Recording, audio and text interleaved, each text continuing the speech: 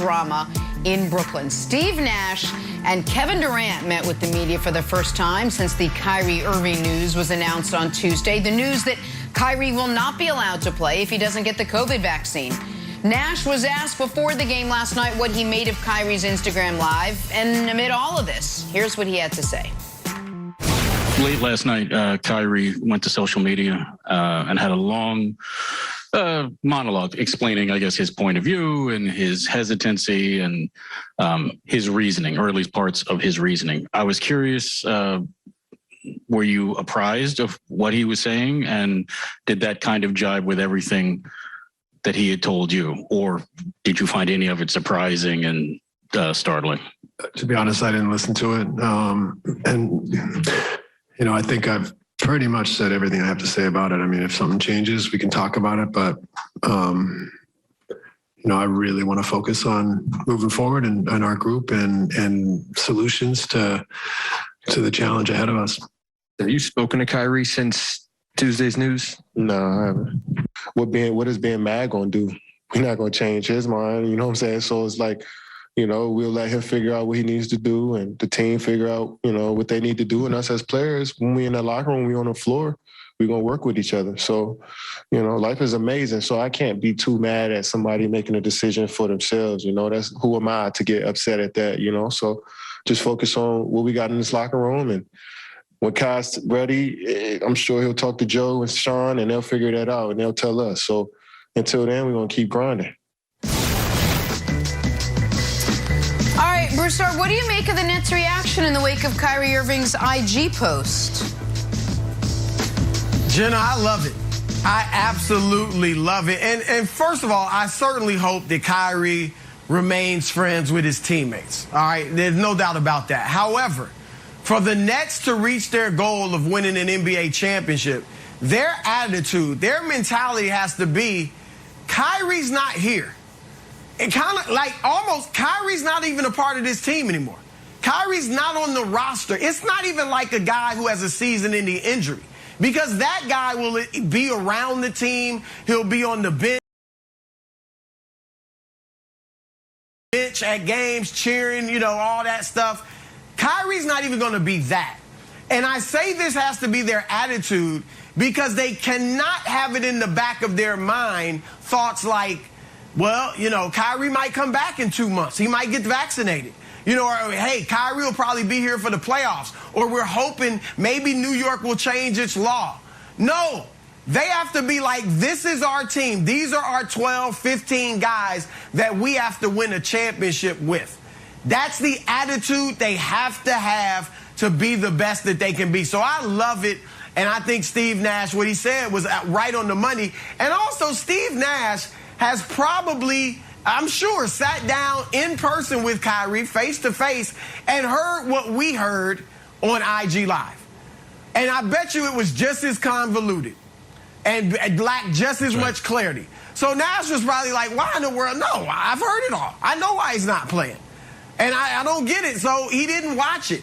As far as Kevin Durant, again, right attitude.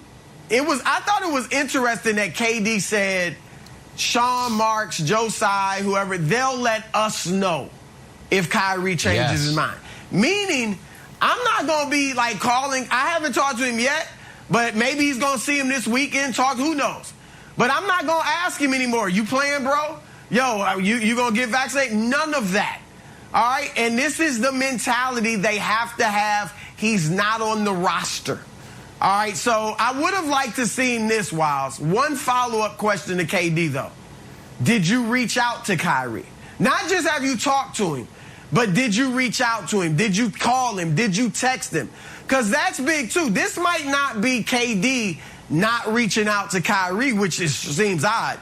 This could be Kyrie not responding to texts or calls from KD and James Harden. So we don't know exactly where that sits, but I love, Wiles, the Nets' attitude. Yeah, so look, me and Steve Nash are in the same boat when it comes to Kyrie. We put them in the rearview mirror, and Steve Nash said he has not even listened to it. Well, look, I listened to the whole thing on double speed. It's 12 minutes and 30 seconds if you listen at 2x. Steve Nash says, I don't have time for that. I don't have 12 minutes of my day that I want to dedicate to Kyrie. I am moving forward. And you know what, Nick? Here's the truth, and it's going to hurt Kyrie's feelings. Are you sure that the Nets need Kyrie? I'm not the big Vegas guy, and I will toss it to you for the Vegas stuff, but I'll ask you this. If Giannis wasn't on the Bucks this year, wouldn't the Bucks championship odds plummet to the bottom of the ocean? How about LeBron and the Lakers? Titanic style, all the way down. What happened when it was announced that Kyrie wasn't going to be on the Nets? Bloop, just maybe a little bit, right? It went down just from maybe from here to here. Yep. That's because Steve Nash, and James Harden, and Kevin Durant, and Vegas, and NBA insiders all know the Nets, our championships hopes are still intact, and the only reason they can go down is if Kyrie is able to affect the chemistry from outside the team, start affecting the locker room. So look, I'm with Steve Nash, putting it in the rear view. And your point stands, which is they were the favorites before the Kyrie stuff happened. They're still the favorites. They're not quite as overwhelming of favorites, but they're still the favorites. There's still 29 other teams that have worse odds than the Nets to win the title, and that's with them sending Kyrie home. Two things stuck out to me. From Harden's press conference the other day to Nash to KD. The first thing is this. These guys aren't doing what you often do for your teammates, which is covering for them. And by that I mean Harden and KD, when asked, have you talked to Kyrie? They are smart guys. They know that saying, no, I haven't, creates a story. And they said it anyway. That's right. Now, whether it's because Kyrie won't answer their calls, they won't answer Kyrie's calls, or no one has called anybody, whatever the reason is, Harden and KD both could have said, I'm going to keep private talks private. Instead, they told you the truth. Haven't talked to him. Just like Nash could have said, listen, the Kyrie stuff, I'm just not going to discuss it. Nash is a very smart guy. He knows that saying, yeah, I didn't have time for that, is something, not nothing.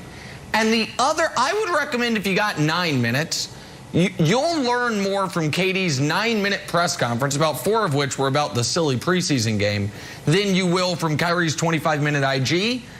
And you'll learn it if the sound's off. Just KD's body language, mood. He is so gracious throughout. And what struck me is, Broussard, KD's happy right now.